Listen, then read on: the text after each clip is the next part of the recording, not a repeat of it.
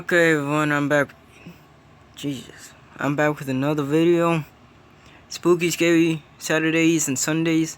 I haven't posted in a while because my phone is running out of room, so I'm thinking about getting the laptop to move all of my YouTube stuff towards it. And also, I've been busy trying to look for an animator to animate some of my videos. It's hard to find them. But if y'all know a good animator, actually it doesn't have to be good. As long as y'all know an animator, tell me. So I know how to animate my videos, cause I hardcore just can't. Okay, so we'll be acting to a scary video today. Like, share, and subscribe, and leave down in the comments of what game you want me to play. We're still gonna be playing Minecraft. You can bet that. I've learned one thing from my one and only experience picking up a hitchhiker. Don't pick up a hitchhiker. I never do. It was a Saturday night, probably around 1 in the morning. I was driving down the 542 in New Jersey, a route I commonly took to get into Who has their hair like that? town. It was a long stretch of nothing but woods on either side with the occasional residence. I was on my way back home from town, and as usual at this time of night around our quiet old town, there was not a single other car on the road. I turned on the off-road lights on my Jeep to have optimal vision on the unlit highway, which allowed me to spot somebody far down the road, just standing at the side. As I got closer, I saw him raise his arm up and stick up his thumb. He was trying to hitch a ride. My heart started. This is gonna be a family-friendly channel. No, it's not. It's really not. As soon as I get a better camera and more storage, I'm instantly going all bad on this channel. Racing. I had no idea if I should stop or not. I slowed down just to get a better look at the guy, first of all. He seemed like a younger man, maybe 28. No. He had on a light gray hoodie with the hood over his head and blue denim jeans. The time to make a decision was immediate, and with a lack of my better judgment in the heat of the moment, I came to a stop, rolled down the window, and asked, "Where are you heading to, friend?" "Just up the road," he said in a deep, then why didn't you walk? tone. "Hop in," I called out the window. Big fella. He opened the door to my Jeep and stepped inside slowly. Jeep Wranglers have very tight seals on the doors, so when he tried to close the door the first time, it didn't shut. I politely said, Wait, did we watch this video on the last Spooky Scary Saturday and Sunday video? I'm not sure. "Oh, the door didn't shut. Just open it." And to be honest, this is a new episode. I didn't finish the episode. I was too lazy to find it. "Slam it shut real hard. These doors are hard to close." The body language he was giving off in response was unsettling. Why does he look like he's getting ready for a fight? About 3 seconds after I had finished my sentence, he looked at me, then turned his head slowly to the right. That's a red flag. You better get him out of your car. car. Waited 3 or 4 more seconds before finally opening the door and then slamming it back shut. No. By the way this guy was moving, I already regretted my decision to let him in. I put my foot on the gas and we started moving along the road. The speed limit on this road was 55, but I was going 75 just to get the guy to his No. The cops are always waiting in the bushes for something like that. Especially at nighttime. destination quicker. "So, how far did you say you're going?" There was an awkward gap of silence before he replied with, "Just a few miles up." I wanted to turn the radio on to kill this awkward and downright creepy silence, but something in my head told me not to for whatever reason. Suddenly, I could see just through the corner of my eye that the man had turned his head and was staring in my direction. No. At this point, I was telling myself that I needed to get this guy out of my car. For a good mile, I felt his gaze just hitting me like a brick, and all the while I tried my best not to look back. Finally, he turned his head the other way and said, "You know, I've been wondering for the longest time if it's just worth it to end it all."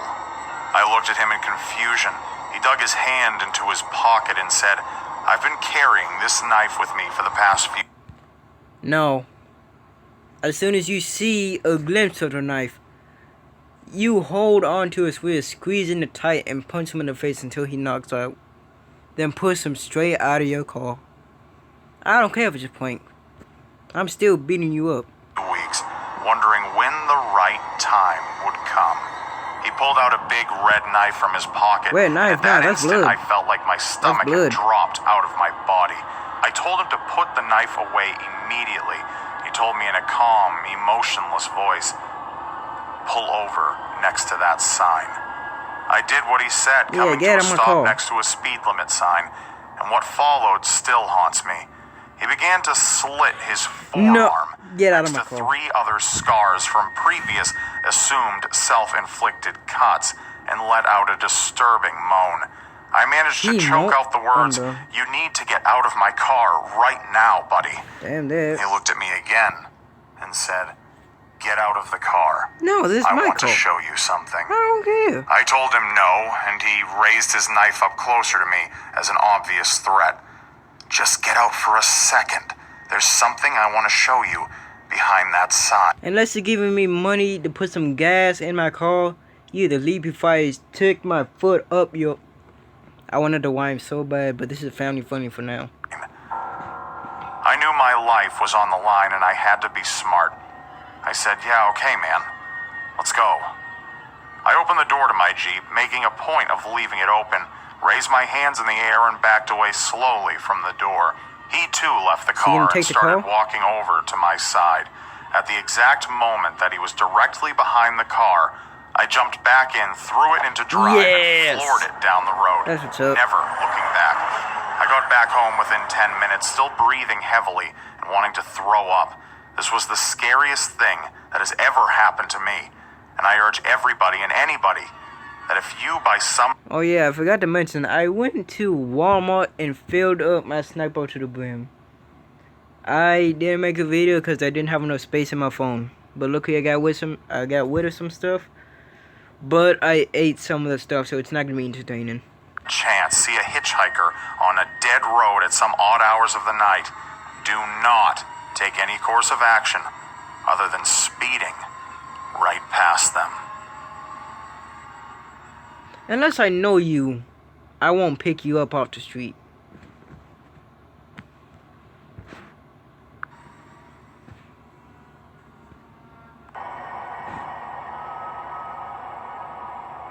I'm sharing this life experience of mine with the internet as a public service announcement to be careful on Craigslist. You didn't learn your lesson from the hitchhiker? Similar websites. I happen to be browsing the for sale section of Craigslist, trying to find a used laptop. One listing really got my attention. Some Dell touchscreen laptop. 250? Man, you better go buy yourself a new one. Damn that. Up for $250. No. It looked like it was in good shape with very few minor cosmetic imperfections. I don't care. Oh my god, bro. I'm in the middle of a video. Get off. Bro, I need ads for my video. I texted the owner, who introduced himself as Dave, and told me I could come pick it up that same night. He offered to meet halfway somewhere so that I wouldn't have to drive all the way out to his place. I live in the countryside, so he lived a solid 10 miles away, which would equate to a 20 to 25 minute drive. Hell no. Since there aren't many notable places near either of us, we agreed to meet at a 7-Eleven parking lot. I got there at the agreed upon time, which was 10 p.m. sharp. Hey, at least I waited around for a few minutes, then I decided I was going to give him a call. But just as I took my phone out of my pocket to call him, his name came up on my phone. He was calling me. I picked up, skipping the hello, and just said, "Dave, what's going on?" There was a loud background noise on his end, maybe from his driving. Nope. There was an initial moment of silence before he started talking.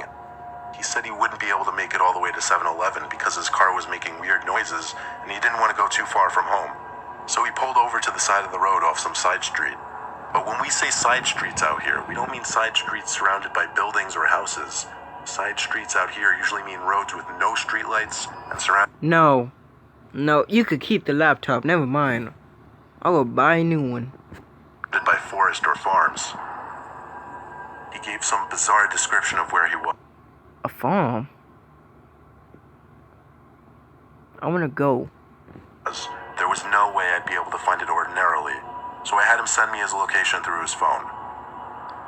He really was just parked on the side of some side road somewhere. I really didn't know if I was comfortable going at this point. It seemed way too suspicious. I'd heard all about those Craigslist horror stories before. Yep. And this seemed like the cliche build-up to one. Yep. Against my better judgment, I started driving over to Dave's location anyway. Dumb. About 5 minutes of driving later on some completely pitch-black road, I eventually saw the reflection of someone's taillights parked on the side of the road. So it had to be him. I pulled up behind the car in the grass next to a large cornfield, but kept the car running. I turned my headlights off for a second, and it literally became blackness in every possible direction. So I turned the headlights back on. Weird though, I didn't see any light from his car, not even the light from a phone. I called him There ain't again. no one in that He picked car. up That's on the when you first drive ring and off. said he had to run into the crops to take a quick piss, and to just get into his car so that when he gets back, he could quickly show me his laptop. No. He hung up before I could even get my response in. I'm staying in my car. This was too weird for me. I'm not getting out. I really didn't know what to do. I guess I figured I'd step out of the car and just wait behind the door for this Dave person to come out. He said he went into the crops. Is he gonna be in the car? He is, isn't he? So I kept my eyes on the right side of the road by the crops. What a strange place to have any kind of exchange other than a drug deal. It didn't seem right at all. I stood right by my car door for the longest time, easily 2 or 3 minutes. There was no way he was peeing for that long. It was starting to seem like it was time to go. Yep. I'd give him another 30 seconds, I figured. In the final moments of my waning patience standing there, I thought I heard brushing around coming from the crops. I kept doing double takes from one side of the crop to the other. Dave? I yelled. The brushing sounds in the crops faded away, but a crackling leaf or two from behind my car made me turn to see someone sneaking up on me from behind my car. He got a Exactly what I knife. feared would happen, but that didn't make it any less horrific as I jumped into my car and floored it before the door was even fully shut. Yep. I literally loved myself for thinking to leave the car running. If I had turned it off, But this is the same clip from the last video. I may not have escaped in time. Deep down, I kind of knew the situation was far too suspicious to be real. Then why didn't you bring But a really, weapon? do any of us ever expect things like this to happen? Yes. These things are only supposed to happen in horror movies. You're not actually supposed to experience them for yourself. Big fella. I guess it just remains a story to tell friends and family for years to come.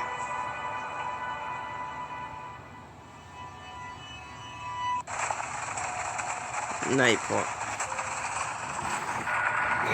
When I was about 11, some friends and I were having a slumber party, and we all snuck out of the house in the middle of the night and went to a park about a half a block away. Nope. We had been there at least Well, I an guess hour or so I'm when gonna I have to thought say I yes. saw I a like that. large figure about 100 feet away, Heck lurking in no. the shadows under some trees. We all turned to look and stare at the shadow's direction for about 5 minutes, trying to make it out. Right about when we decided we were seeing things, the figure started running at top speed towards us. We jumped up and ran back to the house as fast as we could go Big. and locked the What? door. Y'all see this man? The figure Look at started the third running man behind at him. top Look. speed Look. towards us. We jumped up and ran back to the house as fast as we could Boy, go Naruto. and This locked man the door. Naruto wanted. We could hear someone moving around the outside of the house, and then someone began tapping on the windows. We couldn't wake anyone up. He gets. since we would have Oh to my admit god, that bro. we had He a snuck Naruto out. fan.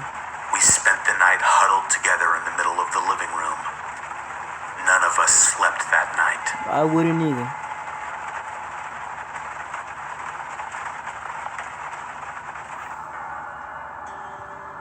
Online dating? No, never online date.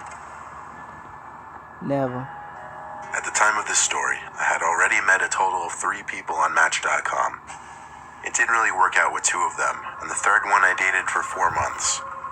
After my breakup, I wanted to take a break from commitment and just find something more casual. And so I matched with a girl named Kylie, who I got along with decently well on the app. She seemed down to just come over to my apartment and hang out for the night. She showed up about half an hour later and seemed really quiet in person. We hung out in my room in the upstairs of my apartment for most of the night.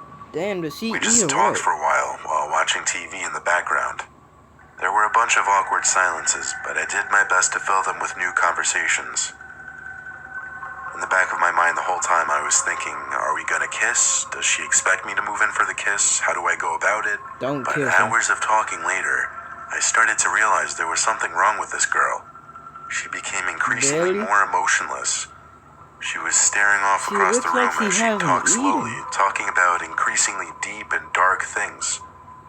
Then she said something surprising. She thanked me for allowing her to sleep over. Apparently, when I said she could come hang out for the night, she meant to literally stay the night.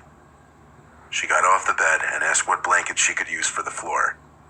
I grabbed a couple blankets and pillows and made a sort of bed for her on the floor. She thanked me and then laid down on her side facing away from me. I guessed she was ready to go to sleep. I turned off the TV and closed my eyes. We didn't say a single word to each other, and I have to admit it was very awkward. I bet it was. I fell asleep probably half an hour after shutting the TV, but I awoke randomly in the middle of the night.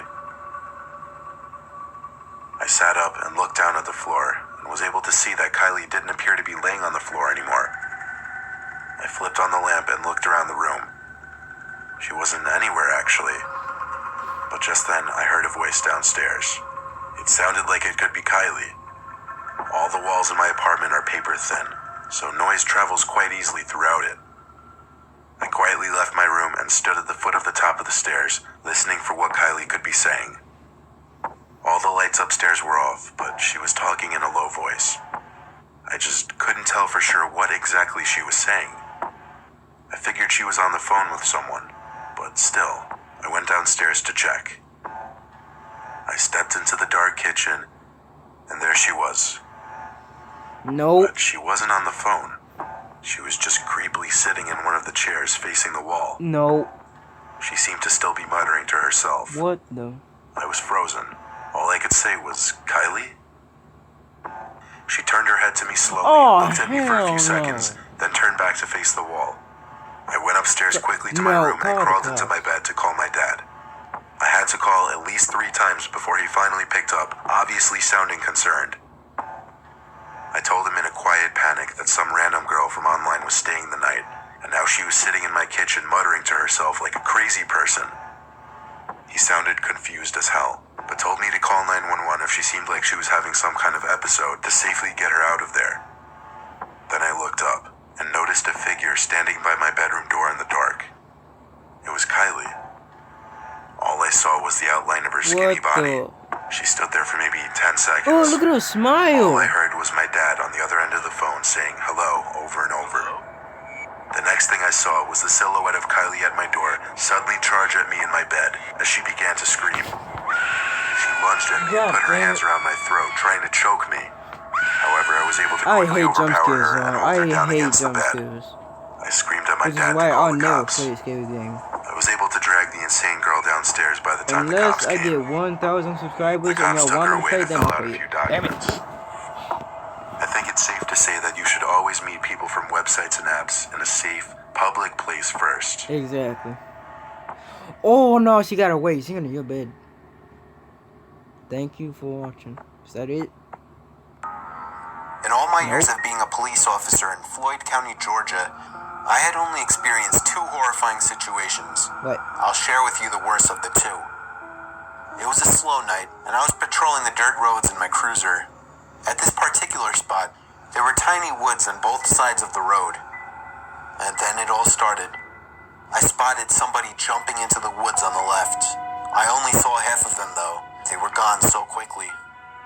I pulled up closer and shined the spotlight into the woods. I didn't see them. Unfortunately, it was kind of my job to check on things like this. Alright, yo, I'm starting to get sleepy. We might finish this tomorrow, but we can't be. Wait, what is today? Actually, not. Hold on, let me give me a second, fam. Hopefully, it's not Sunday.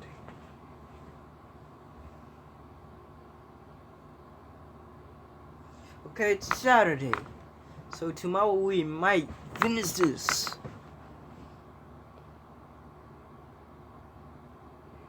Okay, so I will try to watch this.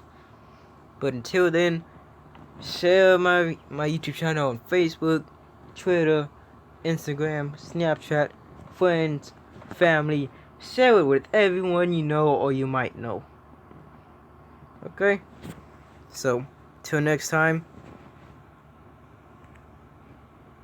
support the new King of Assassins.